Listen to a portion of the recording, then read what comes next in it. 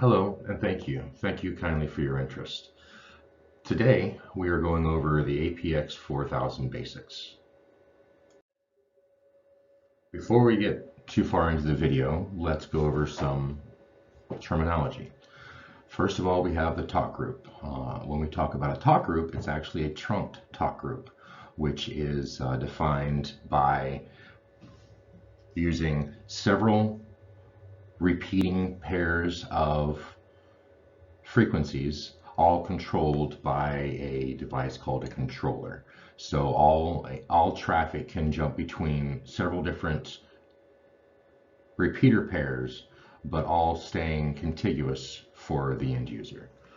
That is contrast to a conventional channel, which is nothing more than two conventional repeater pairs, and this can actually be divided up into two time slots. That is getting into the realm of digital and analog. An analog signal is just a base signal going out using its carrier signal on a specific frequency. You have your digital, which in turn use that same signal but digitizes it and up and down so that it can utilize more of the coverage area for the footprint of the RF and gives you more functionality within that talk path.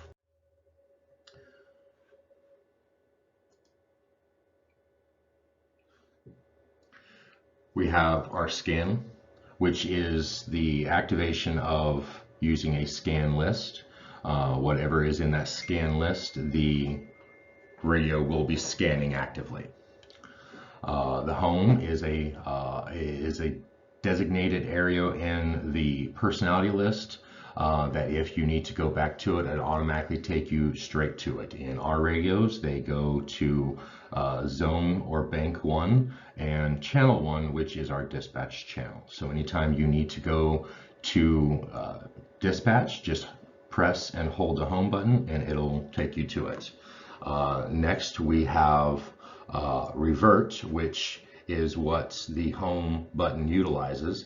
It takes you again back to your defined zone and talk path.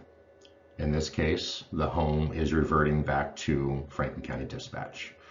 Every radio that is on the system has a unique radio ID. That unique radio ID is in turn cross-referenced by an alias list, and if the ID is in the alias list, it will display its alias, med14, med15, so on and so forth. But if the radio ID is not in the alias list, all you'll see is the numeric code. These radios are programmed to utilize, that is, the emergency feature, and once that is activated, it sends out a broadcast to the radio system, and in our case, it is going to be acknowledged by the dispatcher, and the dispatcher will in turn start tending to your needs, whether you need to help in that area to get more people in to see you, or if you need more officers or whatever else to assist. Now let's just go over a quick basic of how these radios are programmed. You have your volume knob, which also acts as your power. You also have a rotary dial, which allows you to check your channel, which is actually a talk path. In most cases, it is a trunked talk group.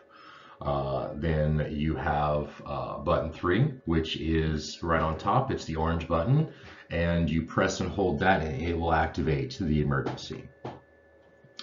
If you see on the side of the radio, there is a purple button. That is the top side button, and we have that programmed for scan. Then we're skipping the PTT button, which is the big button there on the left, to our side middle button, and in this case we have it set up for nuisance delete. that will allow you to temporarily mute a transmitting talk group that is in your scan list. So if you're trying to hear what else is going on, but they're chattering more than you care to listen, you just press and hold that button, and it will temporarily remove that from the scan list. Once you turn the radio off, turn the radio back on, any modifications that you did utilizing the delete nuisance delete, it will revert back to original program. And then 6, we have the ability to activate the backlight. 7th, we don't really use. Now getting into it, the power button, the power dial, if you will. Again, it has the function of varying the volume and turning the radio on and off. If we grab the big knob on the left and we turn it clockwise, this will in turn turn the radio on and increase the volume. In converse, if we turn it counterclockwise, it decreases the volume and ultimately turns off the radio. Next, we have the rotary dial, and in this case, it is set to select your talk path. So whatever zone you are in, it will cycle through 1 to 16 of those defined talk groups. Then again, we have the emergency button, which we've already discussed, but just to go over it again, once depressed, it sends an alert to the radio system, and in this case, it is going to be acknowledged by a dispatcher, and at that case, in that moment, they will begin talking to you, finding out your needs. If you've fallen and someone needs to come in and help you, or if you need more units to come and help, they will be there to provide that assistance. Then 4, we have, again, that purple button, which you can barely see, but it is what we utilize for scan, that this turns on and off the scan feature. You will know that you are in scan by a Z on the top of your LCD screen. The side middle button, again, is the nuisance delete. If someone is talking more than you're able to listen, press and hold, and it will temporarily remove it from the scan list. Turning the radio on and off will default back to the original scan list. And again, the side bottom button is an activation key for the backlight. It will activate, and after the timer elapses, it will go back to normal. Now we get to the large button there where the arrow is pointing. It is called the PTT, or the push to talk button. To utilize this, we press and hold, waiting for the talk permit tone. Once that tone has finished, we can now present our audio. Our audio will not be sent out to the radio system prior to the end of that talk permit tone. Once you are done conveying your message, please release the PTT button. That will put it back into receive mode and allow you to listen to whomever you are talking with. All right, this brings us to the menu buttons. This will vary depending on if you are on a trunked or conventional channel. The radio considers it a system, but you will find, if you cycle through left and right, you will find all your available menu options. Then we also have the home button, which if you recall, I said if you press and hold the button, it will bring you back to, in our case, Zone 1, Talk Path 1, which is Franklin County Dispatch. Now let's go over just a few pieces of etiquette that will help you as you're using a radio.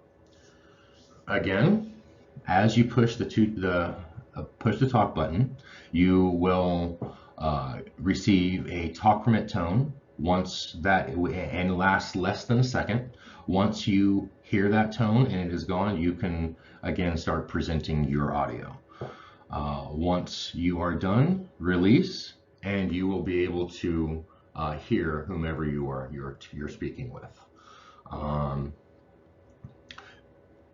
Key points to always remember. Now, this is something crucial, regardless what radio you're using, what system you might be utilizing. These two things should be ever present as you're using any type of radio. You always wait until the other user has finished their transmission before pressing the push to talk. Depending on the system, you could step on them, and thus what was being said may not be heard by all. But quite typically, if you press that button too soon, your audio won't be heard because the other radios won't be hearing you until they are done. Thusly, the person that you're talking to cannot hear you until they have released the push to talk button. Now, also when talking into a microphone, keep it approximately 6 inches from your mouth and talk directly into the device. This will ensure the audio will have the best reception of your audio. Now, when you need to switch channels, you just utilize the middle rotary dial. Turning left to right will allow you to call up the desired talk path. Sometimes you will be asked to switch zones. For that to happen, all you need to do is look on the front of the radio and cycle through the menu to find zone.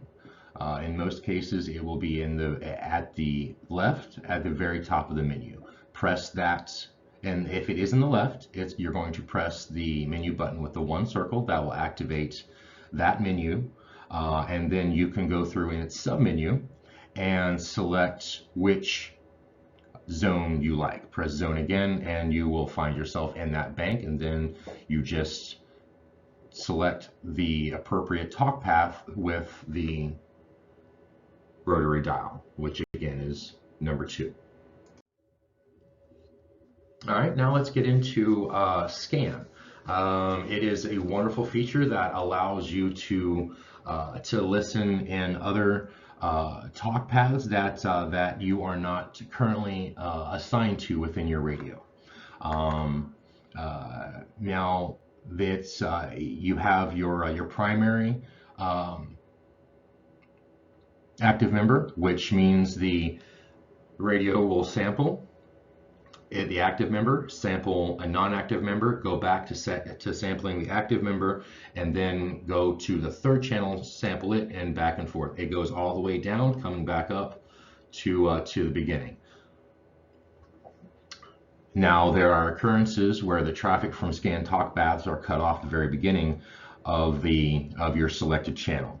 That can be either because someone is talking during the beginning portion of this new conversation, or the radio just was not sampling at the right time to catch the very beginning. If there is crucial information that you need to listen to, it's wise to go to that channel and turn off scan. If you hear traffic while in scan and you need to respond, you will need to go to that talk group on your radio dial and begin your transmission. If you just push to talk, you will go out over your selected channel. That brings us to the conclusion. I thank you so much for taking the time to watch and listen. If you have any questions at all, please reach out. If you care to serve, we would love to talk to you. Thanks again. Please take care.